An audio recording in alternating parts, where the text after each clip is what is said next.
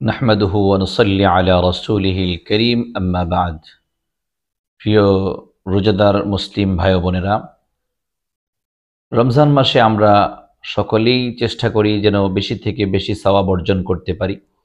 যেহেতু রমজান মাসের এত গুরুত্বপূর্ণ সওয়াব ফজিলত রয়েছে যে একটা নফল ইবাদত করলে আল্লাহ পাক সেই নফলটাকে ফরজের সমতুল্য সওয়াব দান করেন।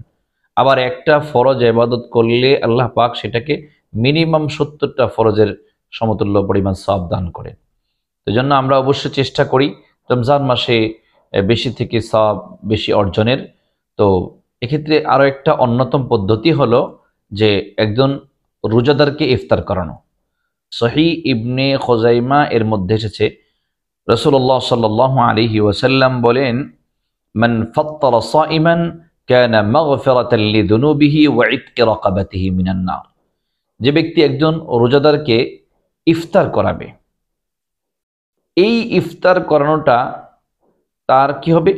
মান ফাত্তারা সাইমান কানা মাগফিরাতান লিযুনুবিহি, এটা তার গুনাহ মাফের কারণ হবে। ওয়া ইতকি রাকাবাতিহি মিনান নার, এবং জাহান্নাম থেকে মুক্তির কারণ হবে। তো এই জন্য আমরা আমাদের জায়গা থেকে অবশ্যই চেষ্টা করব কোনো রোজাদার ব্যক্তিকে ইফতার করানোর জন্য যার যার সাধ্য মতো। আপনার সাধ্য আছে আপনি ভালো খাওয়ান, সাধ্য কম একটু কম খাওয়ান, কমসে কম একটা খেজুর দিয়ে হলেও চেষ্টা করেন রোজাদারদেরকে ইফতার করানোর জন্য। কারণ হলো যিনি ইফতার করাবে তো তিনি কেমন সওয়াব পাবে? তার নিজের রোজার তো সওয়াব পাবেই, সাথে সাথে যে ব্যক্তিকে ইফতার করালো তিনি রোজা রেখে যেমন সওয়াব পেলেন, সে শুধুমাত্র ইফতার করানোর কারণেই এমন সওয়াব পেয়ে যাবে।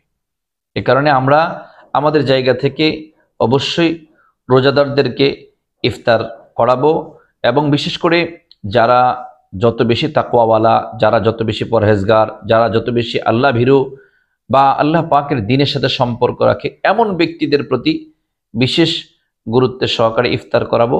কারণ হলো যে যত বেশি ভালো মানুষ হবে, ভালো দিলের হবে, তার রোজা তত উত্তম হবে, আপনিও তত উত্তম সওয়াব পাবেন, তত দামি হবেন আপনি। আল্লাহ রাব্বুল আলামিন আমাদেরকে রমজান মাসের পূর্ণ ফজিলত অর্জন করার এবং বেশি থেকে বেশি রমজান মাসে সওয়াব অর্জন করে নিজেকে আল্লাহ পাকের নৈকট্যশীল হওয়ার তৌফিক দান করুন। আমিন। ওয়া আখিরু দাওয়ানা আনিল হামদুলিল্লাহি রাব্বিল আলামিন।